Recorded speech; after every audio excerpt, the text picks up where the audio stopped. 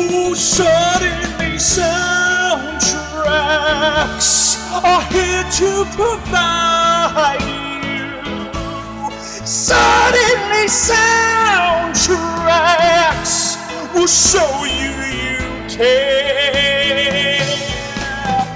Oh, be more the soundtrack inside you with sweet understanding. Oh, with sweet understanding. With sweet understanding. Soundtracks are your friend.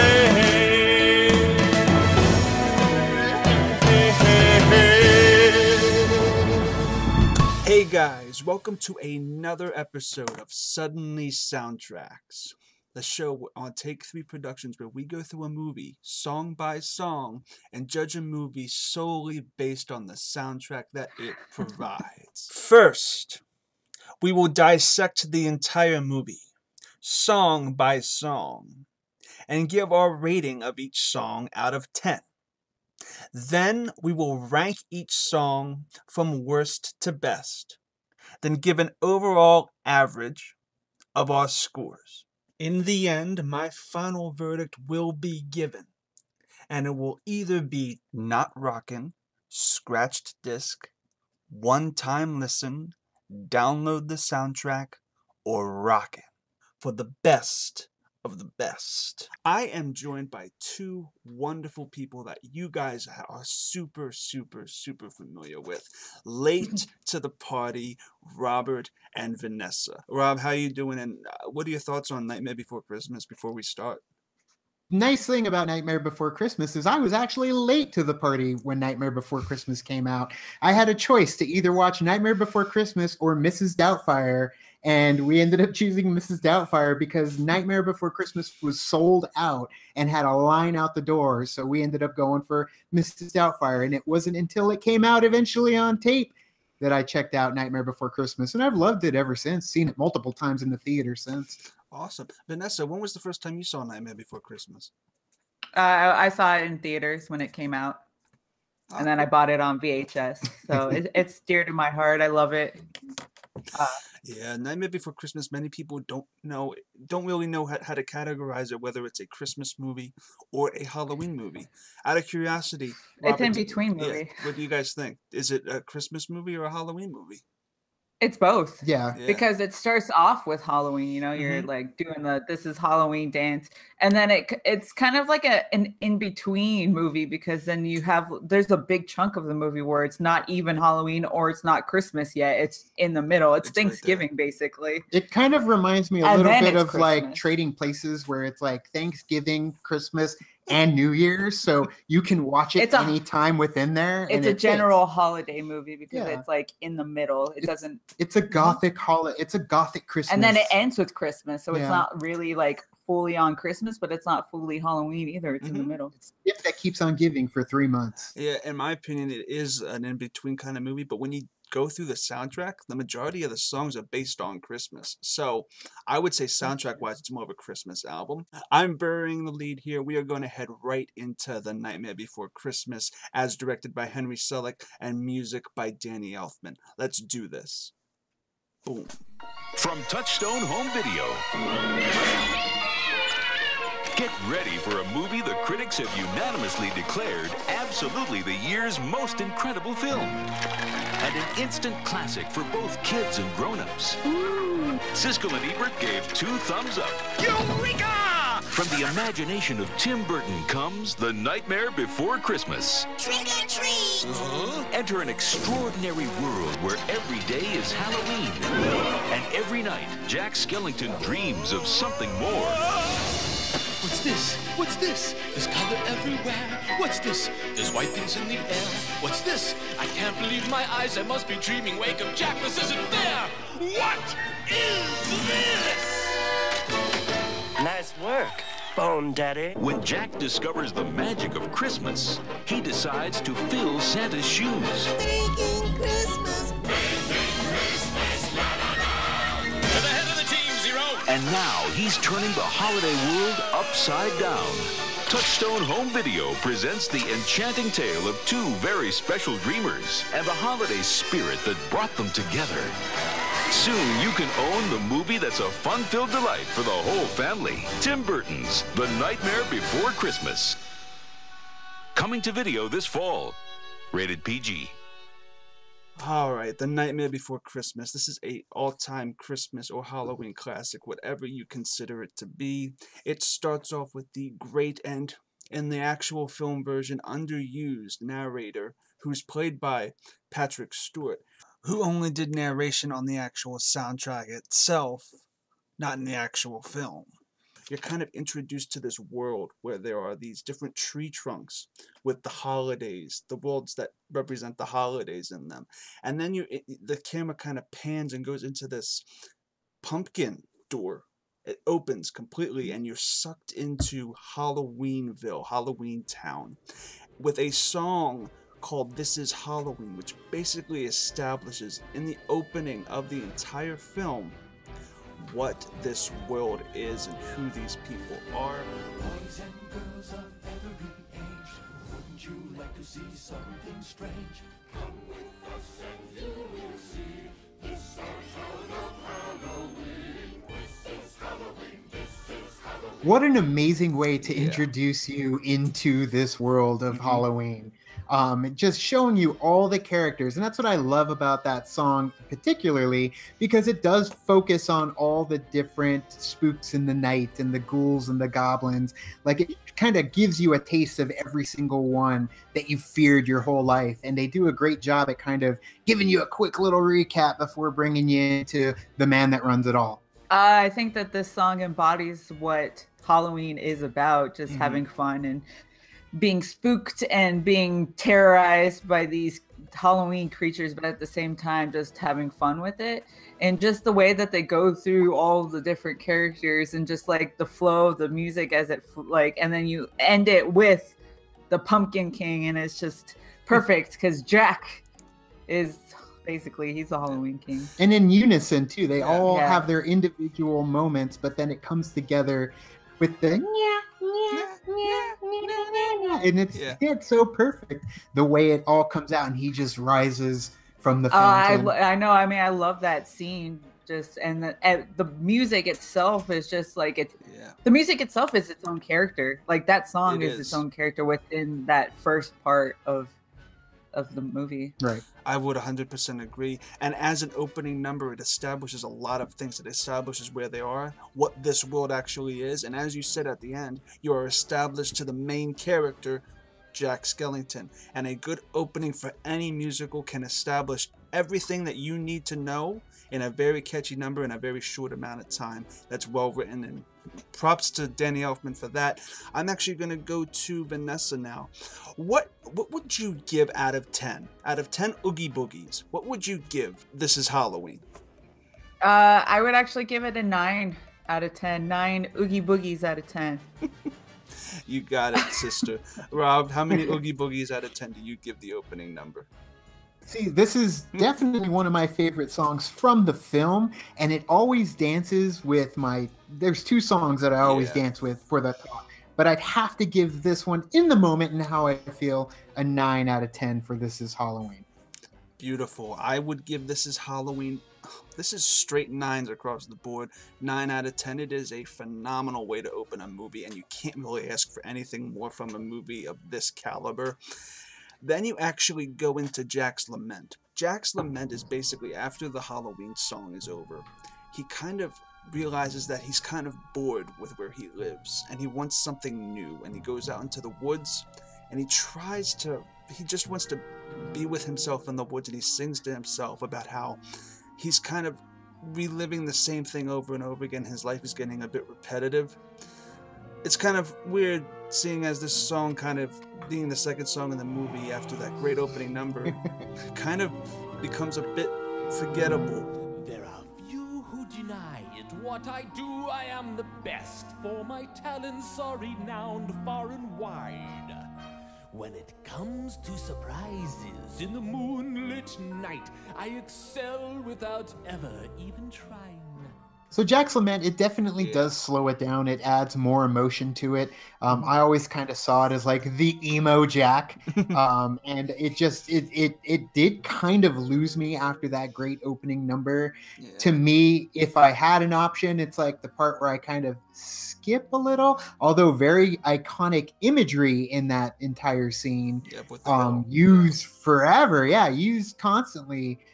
To represent what this movie is, but at the same time, I understand woe is me, Jack, and you kind of get there's quite a few songs in this movie that have that slower pace, and for me it was a little more forgettable than some of the others that I enjoy. Yeah, and you Vanessa, what are your thoughts on Jack's Lament and the fact that it does slow down the pace a bit so early in the film? Is it jarring? It is a little bit like you guys have already touched on, is that you start off with such a powerful song in This Is Halloween, and then you go into a very monotoned, slow song in Jack's Lament. And I mean, I get you kind of want to establish where this character is now after Halloween, because there's so much time between Halloween and Christmas that you kind of have to get to that point. But I felt like it was just like it screeched to a halt a little bit with that scene, or with that song, and then you're kind of just like mellowed out throughout the rest of the song, and it kind of does get a little droll, to say the least. Rob, I'm going to go back to you. Out of 10 Oogie Boogies, what do you give Jack's Lament? Jack's Lament for me would end up being like, it's not my least favorite of the albums, but of the album, but I would give it a 3 Oogie Boogies for Jack's Lament. Yeah. Vanessa, I know you're not a fan of this one. What do you give it out of 10 Oogie Boogies? 3. And I'm not much better. I'm 4.5. I mean, I gave because it is a beautiful little number and has iconic imagery, like Rob alluded to. But the execution of the actual music itself leaves a lot to be desired. Speaking of which, after he's done searching for something new in his life, he finds it. He finds those tree trunks that you saw in the opening prologue, and he opens the Christmas tree one, and he's sucked into what is one of the most iconic songs from the movie, where he's discovering Christmas land, which it's a song called What's This? What's this? What's this? There's color everywhere. What's this? There's white things in the air. What's this? I can't believe my eyes. I must be dreaming. Wake up, Jack. This isn't fair. What's this? And Jack is like a kid in a candy store seeing something new for the very first time. Vanessa, what are your thoughts on What's This? And Jack's curiosity. Yeah. I think that What's This could be kind of equivalent to This Is Halloween. It's got like that energetic, that pump that you are looking for when after you get This Is Halloween and you want another song to get you excited for something that's happening. And this is this song is one of the songs that I love to do as a karaoke song, because it's very upbeat. It's very, just the words to this song and the way that Danny Elfman sings this song is just so iconic too, that even if you don't know where what movie it's from, you know this song, like it's its own thing without the movie itself. It's become a big part of it, just like This Is Halloween. Yeah, it's become kind of like a meme, because there's a lot of parodies to it. I think Family Guy might have made a musical parody, something. But Rob, what are your thoughts on What's This? Well, now we're in a Christmas movie. That's the thing, it's very Halloween. But it's just like going into Christmas, you leave Halloween behind, and getting acquainted to something he's never seen before is what kind of makes it exciting. It's exciting to see Jack go through this discovery, but at the same time, that song is so quick in how he gets through it, and his excitement, he just becomes frantic essentially. And that franticness and that just maniacal way he approaches it lasts all the way through the movie from that very moment with that very song. And especially like the end of that song itself, he's just more thoughts on top of another. It just drives him crazy essentially with happiness and things that we love about the holiday too. So yeah, I'm a big fan of What's This? Yeah, and the poetry in the song and the lyrics in the song are phenomenal. And I give What's This 8 Oogie Boogies out of 10. Rob, since I'm on you, Rob, how many Oogie Boogies do you give this one? I would give it a 7 out of 10. Not my favorite. It is up there, though, in the upper echelons of what I love about this movie in terms of the soundtrack. So, yeah, 7 out of 10 for me. 150%. Vanessa, what do you give What's This? You're taking my numbers. I gave it a 7 out of 10 too. Like he said, it's not one of my favorites. It's still up at the top, but there are some other ones that I've listened to more and more because I like. Yeah, it seems like the three of us are kind of on the same wavelength for at least this opening sweep. Then after the sweep, we get kind of after he leaves Christmas Town and he sees Santa Claus and he discovers him and his curiosity is perked. He takes some things from Christmas Town back home to show everybody in Halloween Town. And he kind of reveals this new world to everybody through a kind of demonstration song called The Town Meeting. There were objects so peculiar they were not to be believed, all around things to tantalize my brain. It's a world unlike anything I've ever seen, and as hard as I tried, I can't seem to describe like a most improbable dream.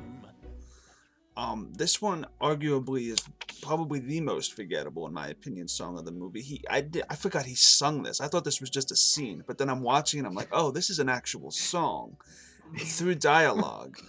Really, really, there's not really a lot to talk about with this song, to be completely honest with you. But Vanessa, what are your thoughts on this demonstration scene where he's revealing everything to the townspeople and their reactions? I didn't think that it needed to be a song. Yeah. I think it kind of just been like, here's this. And I don't know, it just kind of derailed everything because everybody's like, oh, is it going to have a head in it? Is this something else? And he gets annoyed with the townspeople. Where I'm getting annoyed with them too, and it's like, no. And so it just kind of drops off, and I'm just like, I don't really care for this song. Yeah, I forgot it was a song, as I said, and to you, it probably would have been better if it wasn't. Rob, what are your thoughts? So yeah, after he goes through What's This and gets that he gets bombarded with all this amazing stuff and then tries to explain it to the townspeople. It gets really descriptive and then they don't understand what's happening. And then, like you said, you kind of get annoyed with the townspeople just because it's like, they're dissecting everything he brings to them. And then it's like, well, I kind of didn't need a tune, like you guys said, to bring this to their, fruition, to see what he's doing. But I get it. That's a lot of his frustration, which leads to him eventually trying to crack that Christmas code, because it's like, how do I get everybody else to get on board, because they just don't understand the amazingness that I just witnessed. So it's that translation that is kind of lost. And, we were on that journey with him in the Christmas world and they weren't. So you just kind of want to shake them and say, what? Come on, this is amazing what he's trying to bring. But I get it. For the plot, they needed a little conflict, and that was some. I can't really be kind to it. I'm giving it 5 Oogie Boogies out of 10. Vanessa, what do you give this? This is going to be good. I gave it a 4. I get a 4 out of 10. And I also gave it a 4, and we did our list separately. So it's kind of funny how we feel the same way about a lot of these. A lot of the songs, yeah. We're all on that same page. And then we get into this one is okay. So after he has the town meeting, he takes this stuff to his house and he kind of experiments with it in a song called Jack's Obsession, where as he's experimenting, the townspeople are getting gradually concerned about Jack. Something's up with Jack. Something's up with Jack. Don't know if we're ever going to get him back. He's all alone up there, locked away inside. Never says a word. Hope he hasn't died. Something's up with Jack. Something's up with Jack. And this is actually fairly catchy. It's really catchy. And the imagery here with the Christmas trees and the ornaments and his like magnifying glass and the animation in this entire song is really stand out. Vanessa, what do you think of Jack's obsession and the animation? It's fantastic. I'm obsessed with this song. I love this song. Just from the beginning, as it starts, it's like this maniacal thing. Something's up with Jack. Something's wrong with Jack. You know, Yeah. And then it just kind of go, and he's like this mad scientist, just working on all these different things with the music playing, and it's just very soothing for me. And just the way, and again, I love Danny Elfman's voice. That he has this such unique voice that nobody really can, I guess, replicate. Yeah. And the way that he sings this song is just very like excited, but very like sneaky and maniacal, and it's just so much fun. And then at the end of the song where he does the like his laugh is just like, yes, like it tops it off. It's great. Yeah, Rob, what are your thoughts? That laugh was great. I love that ending. See, with this is kind of, for me, the logical evolution of what Jack should be, doing next, is cracking that code that I was alluding to. He's trying to translate it to how can he adopt the Christmas world within his own world, and he's just trying to figure out what makes it tick. I enjoy the song. I enjoy the incorporation of the townspeople, and I think this is where it kind of would have been better to go with the townspeople, like not understanding what he's doing, but he's on this path to figure it out on his own, instead of saying, look, and they're like, huh? This is like, what is he doing? And he's just on his own trying to crack this code. So it's a fun song, but it's better than what they did with the town meeting. Yeah. And I would argue this is probably where the movie gets really, really good. It's been a little uneven soundtrack-wise up to this point, but now it gets really, really good. And after this song, he kind of discovers that it's Mr. Santa Claus, and he has a more curious, which we'll get to next. But before I get to that, Vanessa, what do you rate Jack's obsession? I gave it 10 Oogie Boogies out of 10. Gotta do that, indeed. Can't blame you for that one. Rob, what did you give it? I give it a 6. Again, up on the upper levels, but it's not my favorite. Indeed. I have to actually go a little bit with Rob. It's a good song, but it's not necessarily my favorite, so more power to Vanessa for loving this song, because it's super solid. I gave it 7 Oogie Boogies out of 10. It is what it is. It's not a bad song by any stretch of the imagination. Then, real quick, though, since you told us we were doing this, she's been listening to that song like nonstop. I love that song, though. I listen to it no matter what. It's so good. It's so catchy, too. Next is actually, as I said before, after the song is over, he kind of his curiosity for Santa and to be Santa escalates.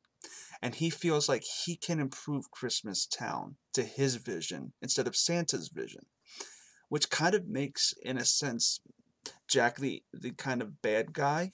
It's a really awkward line that he crosses throughout this entire movie.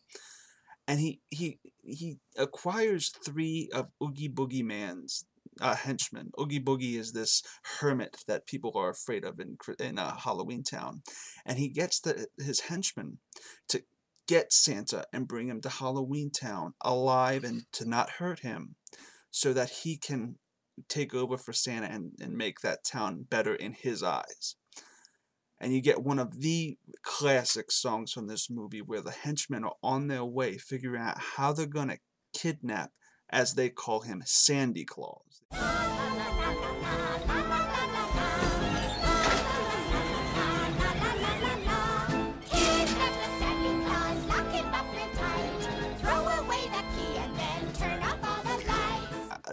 The voices and the lyrics are so awesome, and you get a glimpse of this villain Oogie Boogie that we're going to get into a little bit later.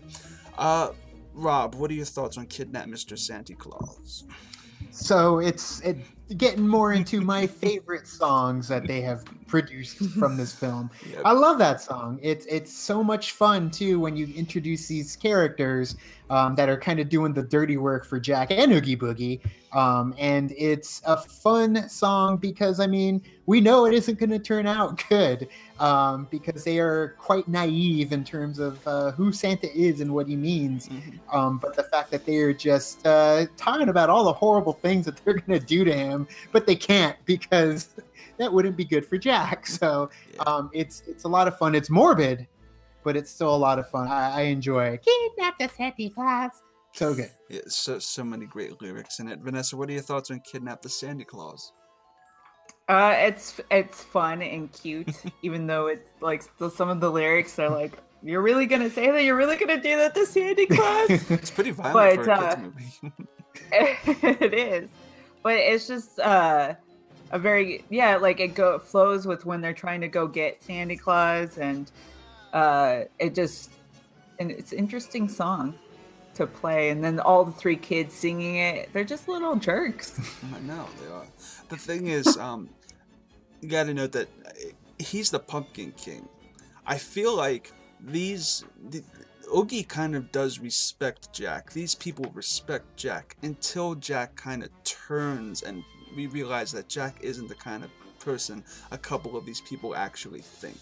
So the dynamic between Jack and actually these henchmen and Oogie Boogie gets a little bit deeper once you figure out that these people just want to make Jack happy in this song.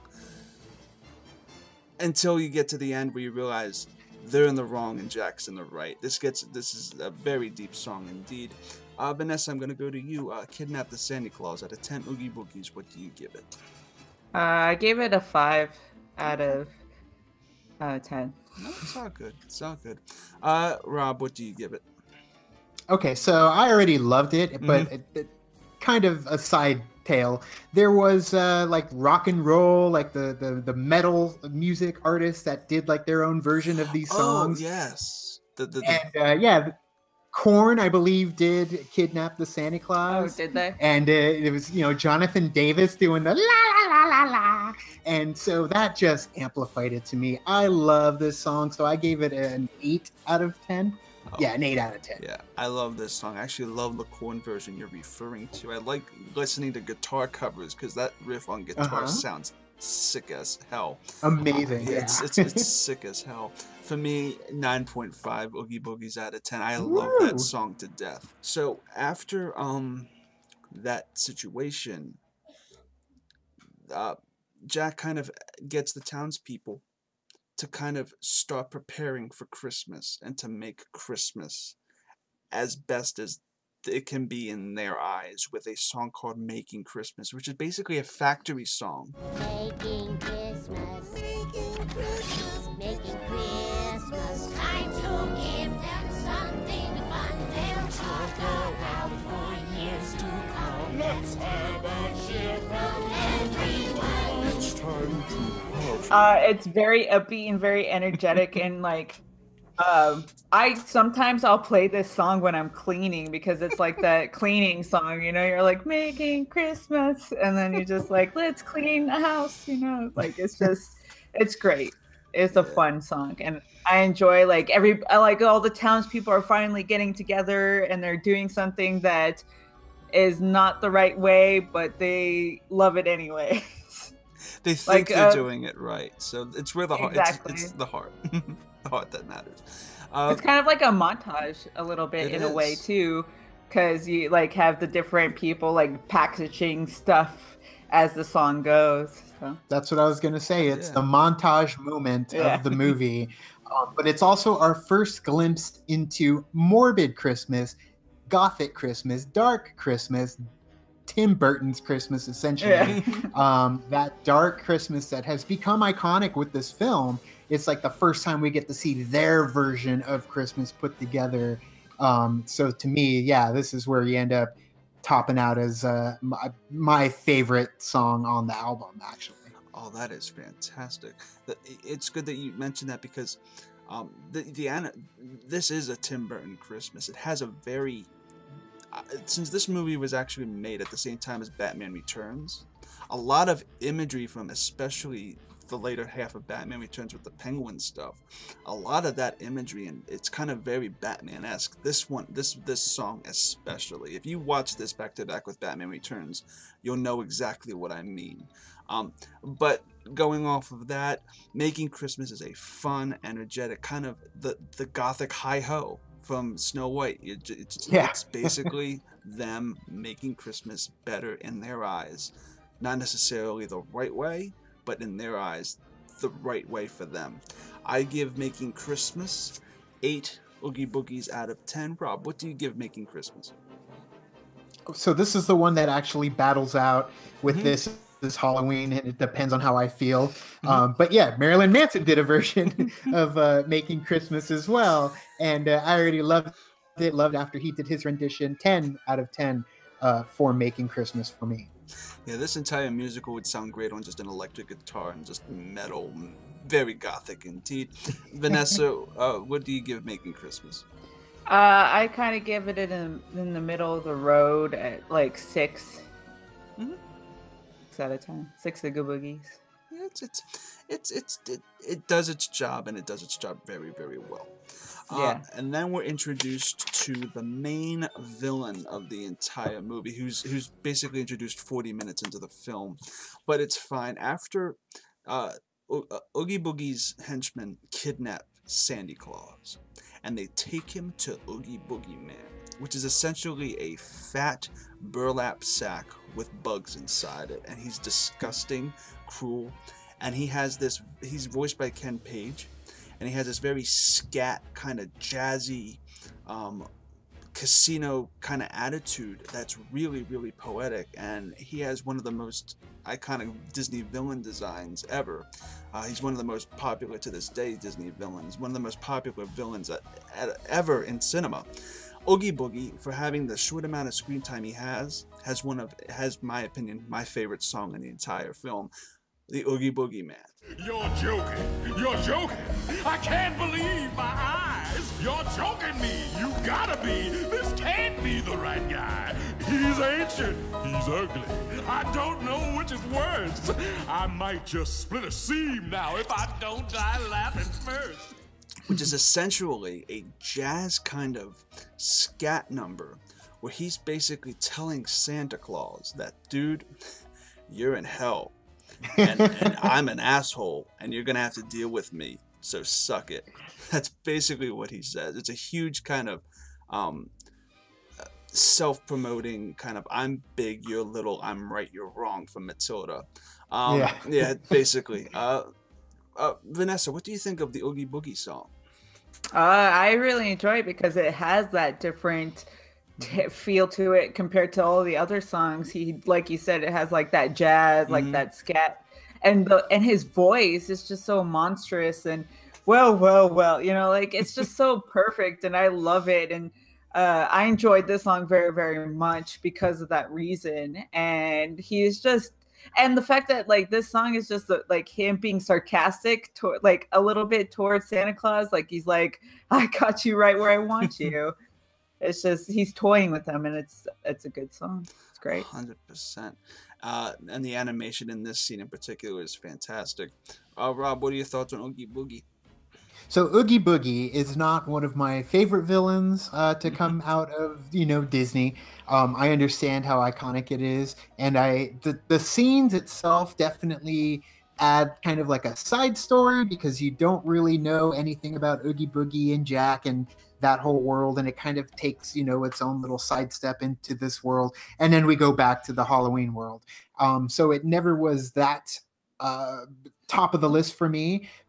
Also, one of the things that kind of stuck out watching the Oogie Boogie scene, at least in the music too, was that Ken Page as Oogie Boogie definitely reminded me a lot of like Audrey 2 from Little Shop of Horrors. Indeed. Yeah. And so it was hard for me to kind of separate from that. So anytime, like when you're at Disneyland and Oogie Boogie will pop up for something, or they'll throw the song somewhere, I always think first thing in my head is Audrey 2, which to me, I think did it better with that type of voice and music. So it's still middle of the road for me when it comes to Oogie Boogie song. it's funny that you mentioned that. Audrey 2, Little Shop of Horrors. If you've never seen Little Shop of Horrors, is what I consider the greatest musical ever. A lot of people Alan love Menken. Alan Menken, indeed. He wrote Beauty and the Beast, Aladdin, you name it. He probably wrote it. Little Mermaid. Yeah, Little Mermaid, yeah. And it does. He does have a Audrey 2 kind of vibe. And I can totally see Oogie Boogie singing Mean Green Mother from Outer Space, and it wouldn't faze me in the slightest. And that just makes me like it even more. Anyway, just imagine if this was just Audrey 2 in the movie. But anyway, I'm actually going to give this 10 Oogie Boogies out of 10. This is my only 10. I love it to death. It's my favorite. I consider it a top contender for best villain songs in movies ever. So, Vanessa, what do you give Oogie Boogie? I give it an 8 out of 10. Oh, okay, cool. Awesome. That's good, but It's not the best. Like I said, middle of the road for me, so I ended up doing a 5 out of 10. It's not one that I return to listen actively, recreationally. I see its merit, but it's not one that I keep, on hand when I want to listen to music from this film. Well, I guess Rob doesn't play fair, to quote the song. Indeed. Anyway, so after Oogie Boogie's song, okay, I didn't get into this character because she doesn't really play a key point in the plot until later in the movie, but she is the love interest to Jack. And since this show is focused solely based on the soundtrack, I skip around. I'm not totally focused on the actual movie itself. So we were earlier in the movie introduced to Sally, the ragdoll woman, who kind of is controlled by Dr. Finkelstein, who imprisons her because of she ran out and she wanted to be free. She wanted to be herself. And during making Christmas, and she was hanging out with Jack, and he kind of locked her up. She escapes Dr. Finkelstein, and she longs to be with Jack. She has feelings for Jack, but she also sees that Jack has an obsession with Christmas that will be his downfall. That is all basically established through this song called, funny enough, Sally's Song. I sense there's something in the wind that feels like tragedies at hand. Let me just start by saying that I love Sally's character. Like her character alone, I love it, and I think that she plays off very well from Jack. But the song just kind of brings everything down, and I didn't care. When the song is on, I always kind of just sit there like, okay, when is this song gonna end? I don't know. I feel like the song is kind of her whining a little bit. Yeah. Well, that's Sally though. I mean, she's like Jack. She's kind of an equivalent of Jack, wanting something more versus her everyday life. For me, with Sally, it really comes down to the non-singing part. With her and Catherine O'Hara and William Hickey's interaction throughout the movie. That's my favorite part of Sally, is those interactions. Not even her and Jack. Catherine O'Hara and William Hickey, I think, is great. But yeah, the song itself, definitely not one that I ever revisit to listen to recreationally. I just wish that for her only song it to be a little bit better or more notable. I don't know what Danny Elfman could have done to make that better, but he could have, but I don't know why. You bring up a good point, that her interaction with William Hickey's character, Dr. Finkelstein, all gorgeous stuff, all greatly animated with the brains and stuff that he does. It's great. We lost William Hickey too soon, 98 or whatever. He was old when he passed away, but he was fantastic. You know him from Christmas Vacation. He's the guy that burned down the blessing. The blessing, indeed. But getting back onto track with actually the actual song itself, Rob, what do you give Sally's Song out of 10 Oogie Boogies? So Sally's Song, I would end up giving a 2 out of 10. It is definitely not one that I enjoy. I have friends that absolutely love Sally to death. Her imagery is, they wear their heart on their sleeves, and usually Sally's right there with it. But I don't connect anyway with her song and her plight for something more. This is proof that a character can be stronger than the actual song she actually has. Vanessa, do you echo those statements? I do. I would actually just give this song a 1. Just plop it out. 1. Boom. Yeah. Complete bomb. Like, Yeah. I'm not much different. I'm 3 out of 10 Oogie Boogies. This is just, come on. She could have had like a part of your world or something, and she didn't really have that. Yeah. And it's kind of disappointing because she had a lot of material to go off of to probably lyrically do something better than what we were given. And then we're in kind of a song dead zone. Like you don't really get a lot of songs until this ending sequence with the cemetery and him going back to Oogie Boogie, because you get the whole Christmas sequence. There's a lot of great score by Danny Elfman, but this is suddenly soundtracks, not suddenly scores. So we're not going to be covering the score section. Again, that would take too long, and we would end up just making it a movie review. But after he's basically, his whole let's make Christmas better fails, and the presents that were given to the kids that were made by the Halloween Town people start attacking children, and he is now kind of the most wanted person in the world because everybody thinks Santa Claus is rogue. The army shoots Jack literally down, and he falls into this cemetery. And he realizes how much he's messed up with a song basically titled Poor Jack. What have I done? What have I done? How could I be so blind? All this lost, where was I? Spoiled all. Spoiled all, everything's gone all wrong.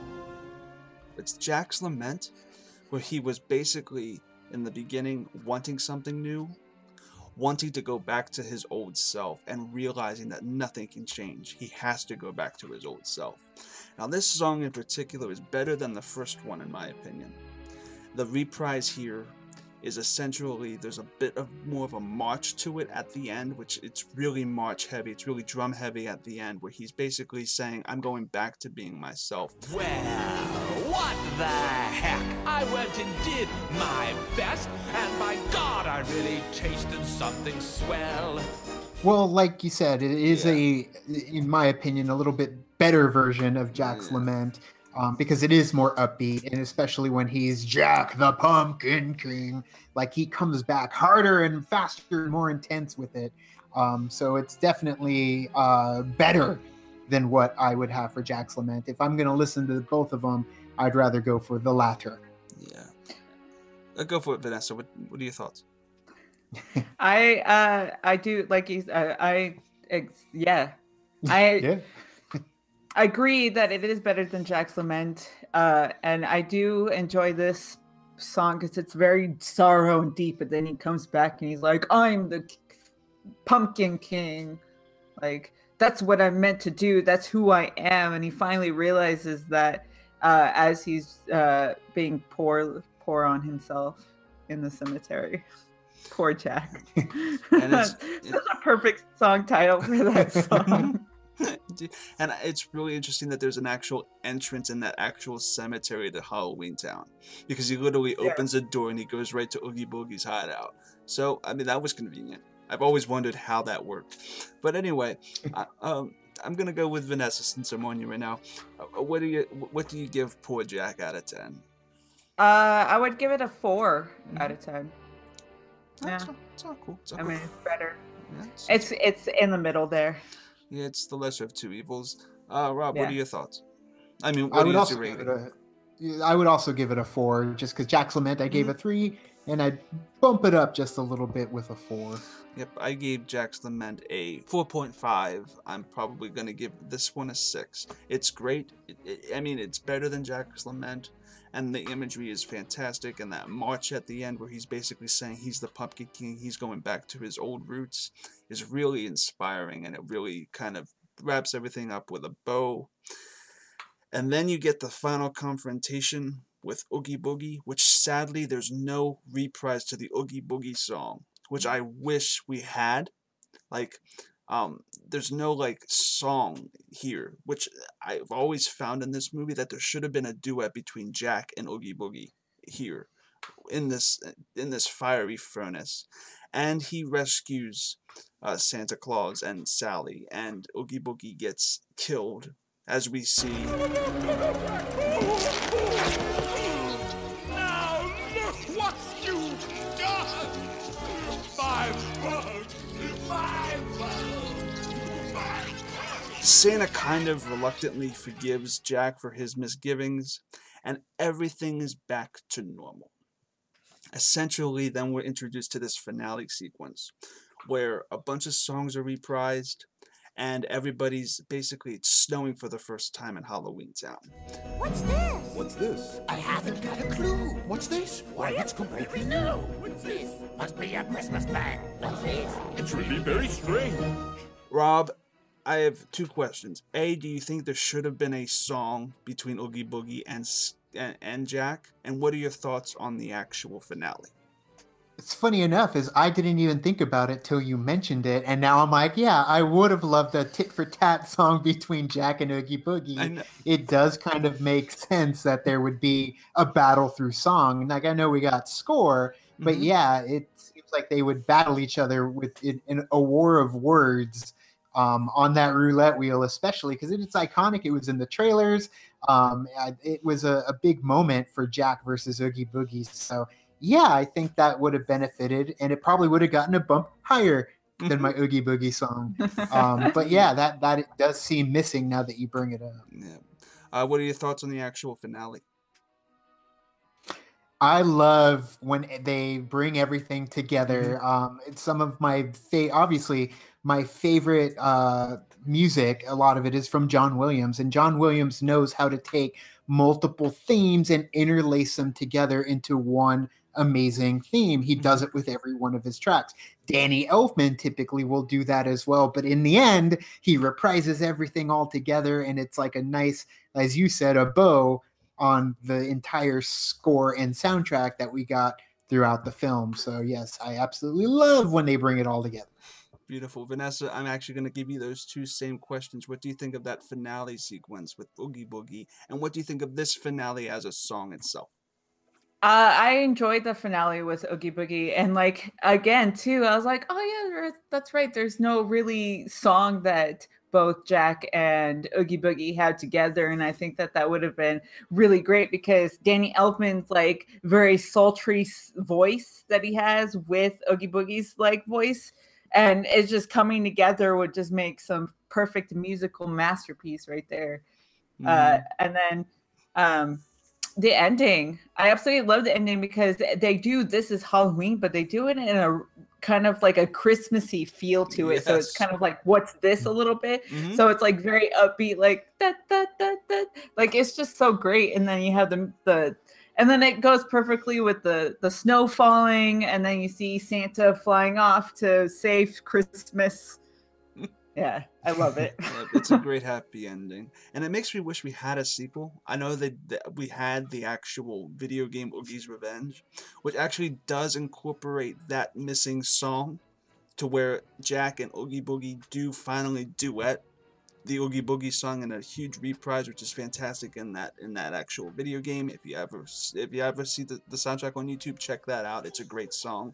Sadly, we're not covering it here because it's not in the movie, and that sucks. And we all wish it was. Well, I'm feeling angry, and there's plenty left to do. I fought your most unwelcome help, and now I'm after you. Even if you catch me, you can never do me in. I'm 10 stories high and just as strong, which means I'm gonna win.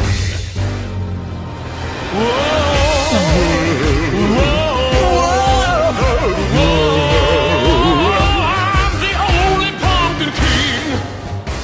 Anyway, though, to just close this out before we get into the ratings of the song, there was something cut from it that's on the actual soundtrack, which actually, after the song concludes, you get an epilogue by Patrick Stewart, which you can listen to on the soundtrack. It's very, very storybook driven, and it just ends the actual soundtrack off with a very storybook ending, which is really, really appropriate for a CD, not so much for the actual film itself.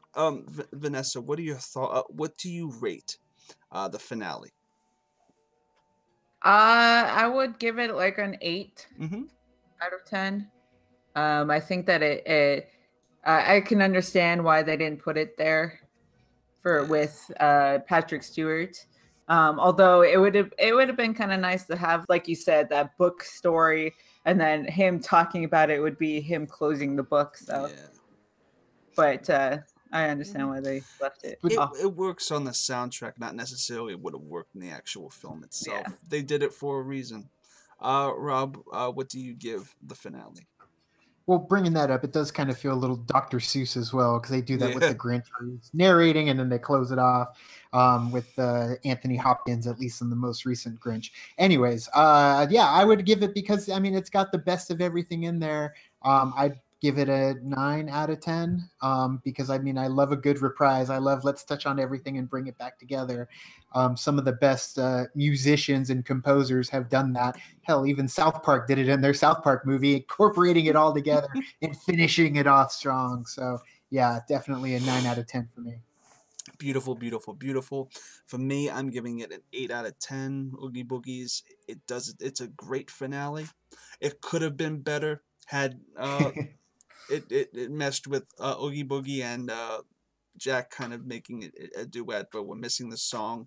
And it is what it is. This movie is a classic, even though it does have a few flaws, most of which are in the first act. The second and third act, I think we can all agree, are fantastic and almost perfect. The first act kind of lingers and could have been kind of restructured a bit, but it is what it is. This soundtrack is awesome. So, we are going to get into the next part of the show and the final part of the show, part 2, where we rank each song from worst to best. Vanessa, from worst to best, let's hear your rankings. Worst song, Sally.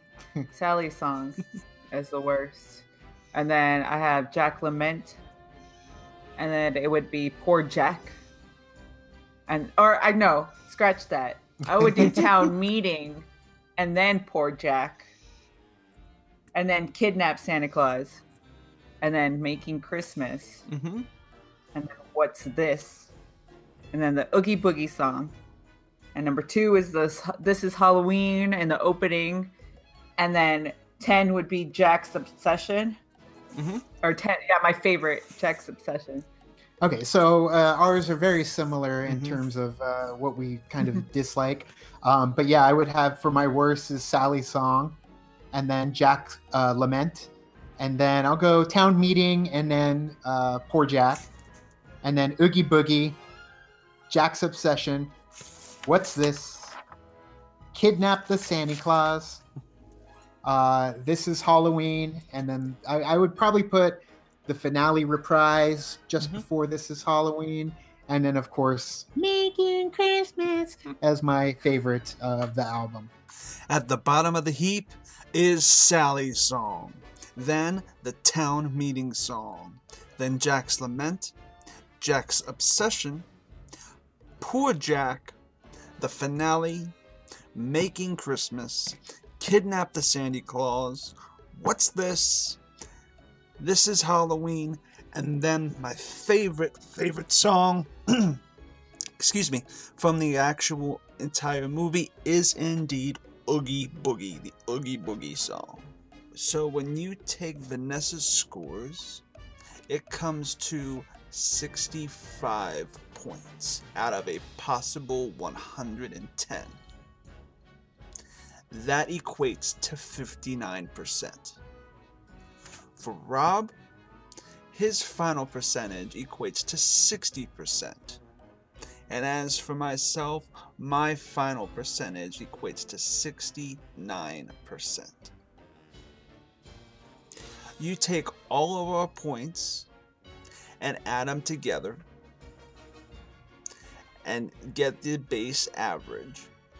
The base average of all of our scores comes out to a underwhelming 63%.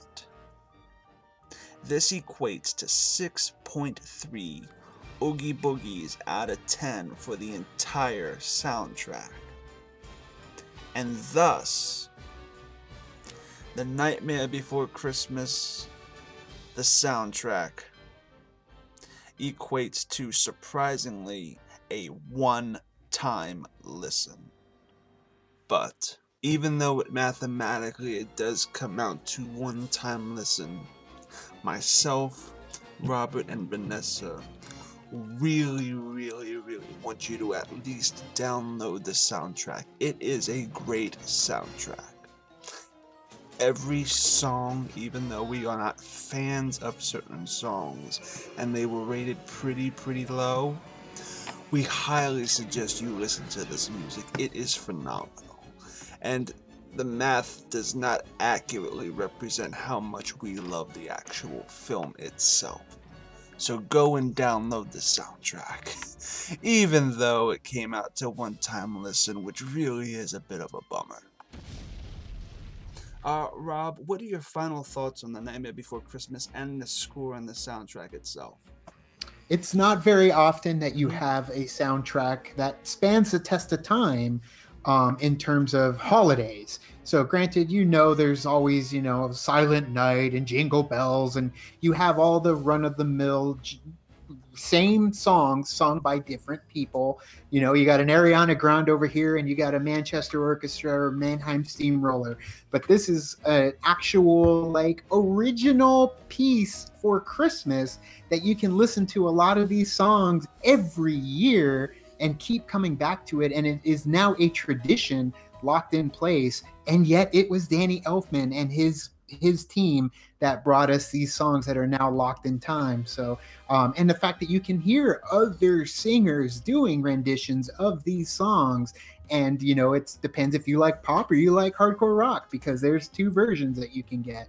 But yes, it's definitely one that's locked in time, and I'm happy for Danny Elfman because he's fantastic.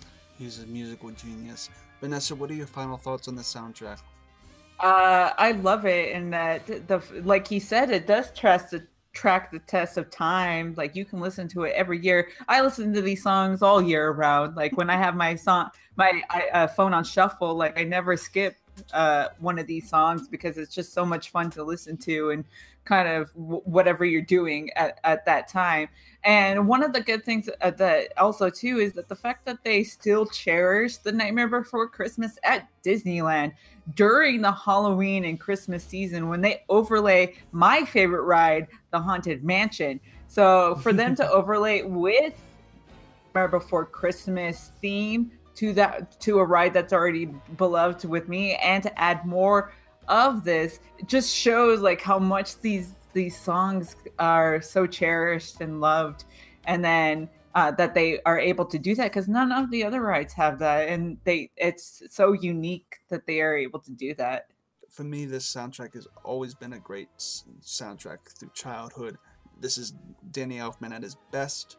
The songs themselves are really catchy for a musical in the early 90s. They're really catchy for the most part, and even though there are some flubs in the opening sweep, there are a couple missteps here and there, and maybe a song missing or two that should have been there in the first place.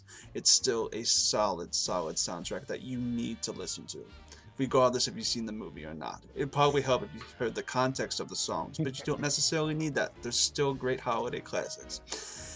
Anyway, guys, that is it for Suddenly Soundtracks. Woo! Yep, our next episode will be Scrooge, the musical from 1970, starring Albert Finney, which, in my opinion, is the greatest Christmas musical ever made. Not Scrooge starring Bill Murray, but Scrooge from 1970. That it's going to be a great time. Late to the party, thank you so much for coming. Where can the good people find you online? Man, I was hoping it was Scrooge. That's Danny Elfman as well. But either way, you can find us Late to the Party on all the social networking gin joints. Yeah, like Facebook, Twitter, Tumblr, Instagram, Stardust. Thank you guys so much. I'm Chris Clark from Take 3 Productions. You can find me on Twitter and Instagram at ChrisClark8788. Those numbers mean nothing. Or on YouTube at No Man's Land Entertainment. Without further ado, guys, take care and keep rocking.